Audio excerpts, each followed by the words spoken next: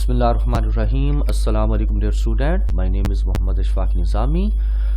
बेटा हमारा आज का जो टॉपिक है वो है आइसोमेरिज्म, जो कि chapter number 7 fundamental principle in organic chemistry का लास्ट आर्टिकल है, लास्ट टॉपिक है। आइसोमेरिज्म ग्रीक वर्ड से लिया गया है। आइसो मीन्स सेम और मेरिज्म पार्ट्स को बोला जाता है।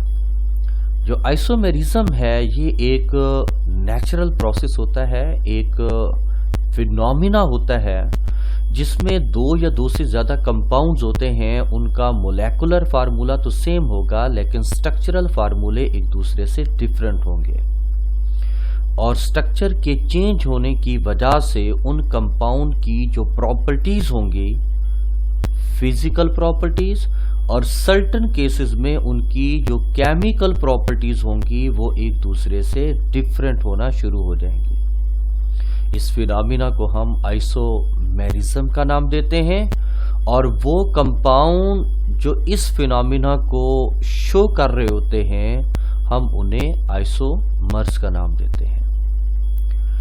जो स्ट्रक्चरल आइसोमर्स हैं बेसिकली उनके अंदर एटम की जो अरेंजमेंट है उसके अंदर हमें फर्क मिल रहा होता है, और एटम की अरेंजमेंट के चेंज होने से उन कंपाउंड के स्ट्रक्चर चेंज हो जाते हैं। उनके अंदर जो फोर्सेस ऑफ अट्रैक्शन है उनके अंदर फर्क आ जाता है, और उन स्ट्रक्चर के चेंज होने से उन आइसोमर की प्रॉपर्टीज में फर्क आ जाता है।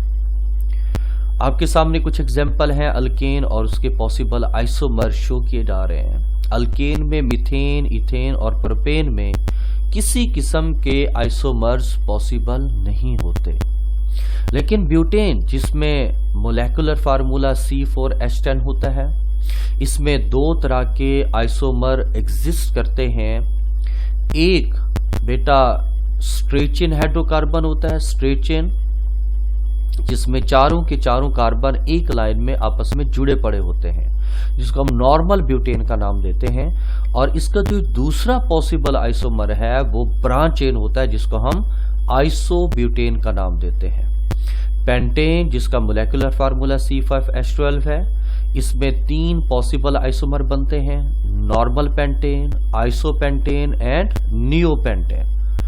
हम जैसे जैसे कार्बन एटम की तादाद हाइड्रोकार्बन में इंक्रीज करते जाते हैं वैसे वैसे बेटा उनके पॉसिबल आइसोमर की तादाद भी बढ़ना शुरू हो जाती है। अल्केन जिसके अंदर 30 कार्बन होते हैं उसमें more than 4 billion isomer exist करते हैं। तो आप यहां से बेटा आइडिया लगा सकते हैं कि जो ऑर्गेनिक कंपाउंड है वो आइसोमेरिज्म फिनोमिना की वजह से अपनी तादाद को इंक्रीज कर रहे होते हैं, और इसमें जो कार्बन होता है ये कैटिनेशन प्रोसेस कर रहा होता है, और उसकी डायरेक्शन चेंज होने से जो एटम्स की अरेंजमेंट होती है उसमें फ़र्क आ जाता है, जिसकी वजह से वैरायटी ऑफ कंपाउंड बेटा बन रहे होते हैं जिनके साइज, शेप और स्ट्रक्चर में फ़र्क आ जाता है। बहरहाल अगर हम इसकी टाइप की तरफ बढ़ें, टाइप ऑफ आइसोमेरिज्म, इसमें 2 टाइप हमें मिलती हैं, structural isomerism and geometric isomerism. जो डायग्राम है आपके सामने ये शो की जा रही है कि isomerism can be classified into 2 types, structural isomerism and stereo isomerism. जो स्ट्रक्चरल आइसोमेरिज्म है it can be further classified into 5 type, जिसमें chain, positional, functional, metamerism and tautomerism. इन तमाम टाइप में कंपाउंड के मॉलिक्यूलर फार्मूले तो सेम होंगे लेकिन उनके जो स्ट्रक्चरल फार्मूले होंगे उनमें हमें एक बड़ा वाज़ेह फर्क मिल रहा होगा। नेक्स्ट इसमें स्टीरियो आइसोमेरिज्म है। इसकी 2 टाइप हैं, कॉन्फिगरेशनल एंड कॉन्स्टिट्यूशनल आइसोमेरिज्म। जो कॉन्फिगरेशनल आइसोमेरिज्म है it can be further classified into 2 type, geometric and optical. जो ज्योमेट्रिक आइसोमेरिज्म है it can also be named as cis trans isomerism. आपकी book में बेटा आपके सिलेबस में सिर्फ और सिर्फ ज्योमेट्रिक आइसोमेरिज्म को स्टडी किया जा रहा है, एक्सप्लेन किया जा रहा है, डिस्कस किया जा रहा है, तो हम भी सिर्फ ज्योमेट्रिक आइसोमेरिज्म को ही देखेंगे। तो चले देखते हैं इसमें पहले नंबर पे हमें क्या मिलता है। Structural isomerism. बेटा जो स्ट्रक्चरल आइसोमेरिज्म है, आप जानते हैं कि ये वो आइसोमर्स होंगे जिनका मोलेकुलर फार्मूला तो सेम होगा, लेकिन स्ट्रक्चरल फार्मूले एक दूसरे से डिफरेंट होंगे, और उसकी सबसे बड़ी वजह मॉलिक्यूल में मौजूद एटम्स की अरेंजमेंट होगी। तो इसकी फर्दर बेटा 5 टाइप हैं, जिसमें पहली जो टाइप है वो चेन आइसोमेरिज्म है। तो जो चेन आइसोमेरिज्म है, इसमें आप इसको यूं डिफाइन कर सकते हैं, the structural isomers which differ in the nature of carbon chain, या in the length of carbon chain, या फिर in skeleton of carbon chain. ये वो स्ट्रक्चरल आइसोमर्स होते हैं जो एक दूसरे से डिफर होते हैं कार्बन चेन की लेंथ में या उसकी नेचर में। एग्जाम्पल में शामिल है पेंटेन, जिसका मोलेकुलर फार्मूला C5H12 है। आप जानते हैं इसमें 3 तरह के पॉसिबल आइसोमर बनते हैं। एक क्या होता है स्ट्रेट चेन, जिसको हम नॉर्मल पेंटेन का नाम देते हैं, और बाकी दोनों ब्रांच चेन है। जो स्ट्रेट चेन है, इसमें 5 के 5 कार्बन एक लाइन में एक दूसरे के साथ कनेक्टेड होते हैं, यानी इस चेन की लेंथ 5 कार्बन पे मुश्तमिल होती है। लेकिन जो आइसोपेंटेन है, इसकी चेन लेंथ बेटा 4 कार्बन पे मुश्तमिल होती है, जबकि 5वां कार्बन ब्रांच के तौर पर ऐड कर रहा होता है। हम इस तरह के आइसोमर को आइसोपेंटेन का नाम देते हैं। और जो न्यू पेंटेन है, इसमें कार्बन की जो चेन लेंथ है वो 3 कार्बन पे मुश्तमिल होती है, और बाकी 2 कार्बन ब्रांच के तौर पर ऐड कर रहे होते हैं। तो हम देख रहे हैं कि इन तीनों आइसोमर में कार्बन की चेन लेंथ का हमें फर्क मिल रहा होता है। इस तरह के आइसोमर को हम चेन आइसोमर्स का नाम देते हैं। एक और एग्जांपल आपके सामने दी जा रही है C3H6। इसमें 2 तरह के पॉसिबल आइसोमर बनते हैं, एक प्रोपीन है और एक बेटा साइक्लोप्रोपेन है। इन दोनों के अंदर number of carbon and hydrogen atom same होंगे। दोनों के अंदर कार्बन 3 और हाइड्रोजन 6 होंगे, लेकिन जो फर्क है वो कुछ इस तरीके से है कि अगर ये स्ट्रेट चेन है तो ये क्या बेटा साइक्लिक आइसोमर है। ये अगर अनसैचुरेटेड है तो ये किस में आ जाता है, सैचुरेटेड के अंदर आ जाता है। कार्बन कार्बन सिंगल बॉन्ड होता है। तो हमें कार्बन की नेचर में या कार्बन की जो अरेंजमेंट है उसके अंदर हमें फर्क मिल रहा होता है। नेक्स्ट जो टाइप है वो है पोजिशनल आइसोमरिज्म। ये वो स्ट्रक्चरल आइसोमर्स होते हैं जो एक दूसरे से डिफरेंट होते हैं due to the different position of same functional group within a molecule. Molecule के अंदर बेटा जो फंक्शनल ग्रुप होगा वो अपनी पोजीशन को चेंज करेगा, और उसकी पोजीशन चेंज होने से जो स्ट्रक्चरल फार्मूले होंगे वो डिफर हो जाएंगे। लेकिन जो कार्बन एटम की अरेंजमेंट होगी वो आपको सेम मिलेगी। एग्जाम्पल में शामिल है C3H7Cl। ये बेटा अल्काइल हिलाइड है। इसमें 2 तरह के पॉसिबल आइसोमर बनते हैं। जो पहला आइसोमर है ये क्या है, 1-क्लोरोप्रोपेन। ये लॉन्गेस्ट कंटिन्यूस चेन है कार्बन की। पहले कार्बन पे क्लोरीन अटैच है, तो आप इसको नेम इस तरह देंगे, पहले हैलोजन की पोजीशन को लोकेट करेंगे 1, फिर हैलोजन का नेम O में एंड करेंगे क्लोरो, और लॉन्गेस्ट कंटिन्यूस चेन में कितने कार्बन है बेटा 3, तो 3 कार्बन वाले को प्रोपेन, 1-क्लोरोप्रोपेन।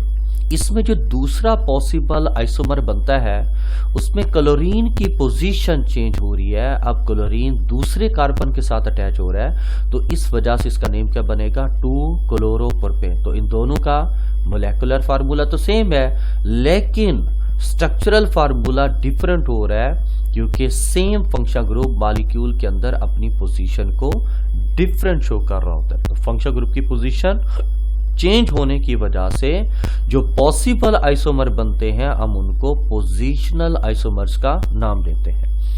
इसी तरह दूसरी एग्जांपल है, यहां आप देख रहे हैं कि ये 1-ब्यूटीन है, और ये क्या बेटा 2 ब्यूटीन है, और इसमें जो फंक्शन ग्रुप है वो डबल बॉन्ड है, और डबल बॉन्ड अपनी पोजीशन को जब चेंज करेगा तो इसमें 2 तरह के पॉसिबल आइसोमर एग्जिस्ट करेंगे। नेक्स्ट इसके बाद हमारे पास आता है फंक्शन ग्रुप आइसोमेरिज्म। जो फंक्शन ग्रुप आइसोमेरिज्म होते हैं ये ऐसे स्ट्रक्चरल आइसोमर्स होते हैं जो एक दूसरे से डिफर होंगे due to the different nature of function group. यहां पर जो फंक्शन ग्रुप की नेचर है वो बेटा हमें चेंज होती मिलेगी। फंक्शन ग्रुप टोटली चेंज हो जाएंगे लेकिन उनके मोलेकुलर फार्मूले सेम रहेंगे। आपके सामने बेटा ये जो एग्जांपल है C2H6O, ऑक्सीजन जब सेंटर में हो और उसके लेफ्ट राइट साइड पे कार्बन अटैच हो तो आप उसको ईथर बोलते हो। यहां पर आप देख रहे हैं कि इस ऑक्सीजन के लेफ्ट राइट साइड पे 2 मिथाइल हैं, आप इसको क्या बोलेंगे, डाई मिथाइल, और ऑक्सीजन की वजह से इस कंपाउंड को हम क्या बोलते हैं, ईथर। इसके जो दूसरा पॉसिबल आइसोमर है वो इथाइल अल्कोहल है। आप जानते हैं कि अल्कोहल में फंक्शन ग्रुप हाइड्रोक्सिल होता है और ईथर के अंदर जो फंक्शन ग्रुप है वो ऑक्सीजन होता है जो लेफ्ट राइट साइड पे अल्काइल ग्रुप के साथ बॉन्डेड होता है।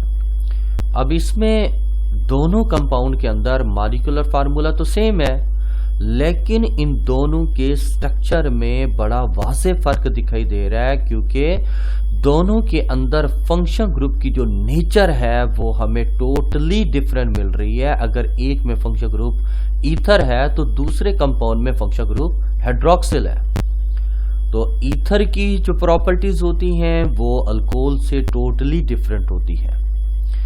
तो नीचे जो एग्जांपल दी जा रही है वो है प्रोपानएल्डिहाइड। यहाँ पर आप देख सकते हैं बेटा ये कौन सा ग्रुप है, ये एल्डिहाइड ग्रुप है, और ये कौन सा ग्रुप है, ये कीटोनिक ग्रुप है। तो दोनों का मोलेकुलर फार्मूला तो सेम है लेकिन स्ट्रक्चरल फार्मूले एक दूसरे से डिफरेंट हो जाते हैं due to the different nature of functional group. बेटा आपने ये भी याद रखना है कि अगर आप सपोज कर लें यहाँ पर जिस तरह चेन आइसोमेरिज्म है, अगर आप पेंटेन में सिर्फ नॉर्मल पेंटेन को राइट करते हैं बाकी 2 को राइट नहीं करते तो आपकी वो एग्जांपल कंसीडर नहीं होगी। आप अगर पेंटेन की एग्जांपल दे रहे हैं चेन आइसोमेरिज्म में तो आपने पेंटेन के जो पॉसिबल आइसोमर्स हैं उनको ड्रॉ करना होगा। 3 पॉसिबल आइसोमर्स हैं, जब तक आप इन तीनों को ड्रॉ नहीं करेंगे आपकी तब तक वो एग्जांपल फाइनल नहीं होगी। और अगर आप एक एग्जांपल को दे देते हैं, इन 3 में से एक आइसोमर्स को राइट करते हैं बाकी को राइट नहीं करते तो वो आपकी एग्जांपल नहीं मानी जाती। तो आपने कोशिश करनी है कि उस कंपाउंड के जितने भी पॉसिबल आइसोमर्स हैं आपने उनको ड्रॉ करना है। हमारे पास जो लास्ट में आता है वो है मेटामेरिज्म। मेटामेरिज्म ये वो स्ट्रक्चरल आइसोमर्स होते हैं जिसमें फंक्शन ग्रुप के दोनों साइड पे जो कार्बन एटम की जो नेचर होती है या कार्बन चेन की जो लेंथ होती है उसमें हमें फर्क दिखाई दे रहा होता है।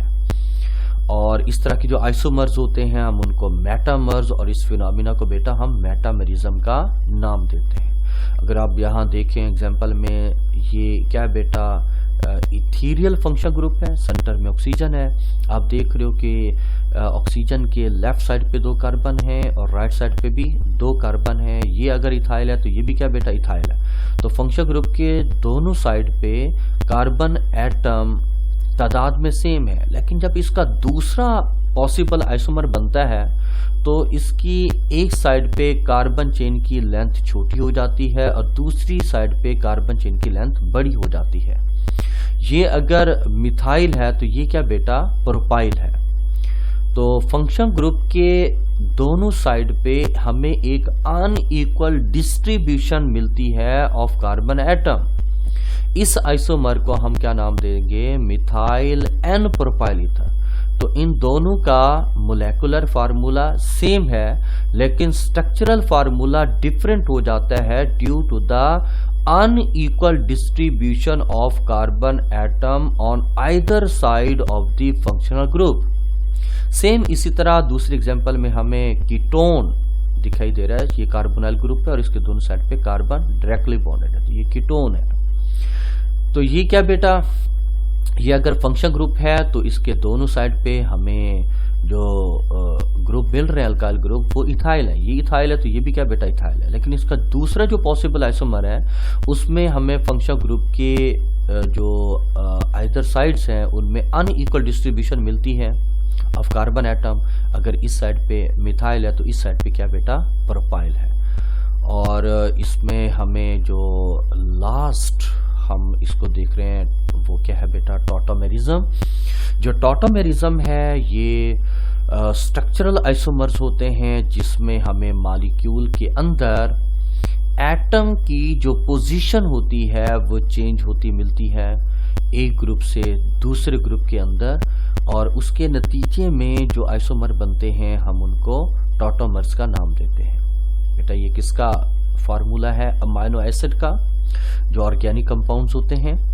इसके सेंटर में कार्बन होता है और कार्बन आप जानते हैं टेट्रावैलेंट होता है। एक अगर बॉन्ड अल्काइल ग्रुप के साथ है तो एक हाइड्रोजन के साथ, और एक बॉन्ड कार्बोक्सिलिक ग्रुप के साथ होता है और एक बेटा अमाइड ग्रुप के साथ। लॉरी ब्रांस्टेड कंसेप्ट के मुताबिक एसिड वो होता है जो प्रोटॉन दे और बेस वो होता है जो प्रोटॉन को एक्सेप्ट करे।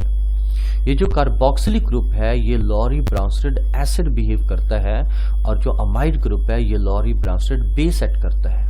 तो इस केस में एसिड प्रोटॉन देगा और बेस इस प्रोटॉन को बेटा एक्सेप्ट करेगा, और जब ऐसा होगा तो इसके नतीजे में एक डाईपोलर आयन बनता है, और इस डाईपोलर आयन को हम ज़्वाइटर आयन का नाम देते हैं। तो हम देख सकते हैं कि इन दोनों के स्ट्रक्चर में फर्क आ जाता है, और इस फर्क की सबसे बड़ी वजह मॉलिक्यूल के अंदर हाइड्रोजन एटम की शिफ्टिंग है एक ग्रुप से दूसरे ग्रुप के अंदर, जिसकी वजह से हमें दो पॉसिबल आइसोमर मिल रहे होते हैं।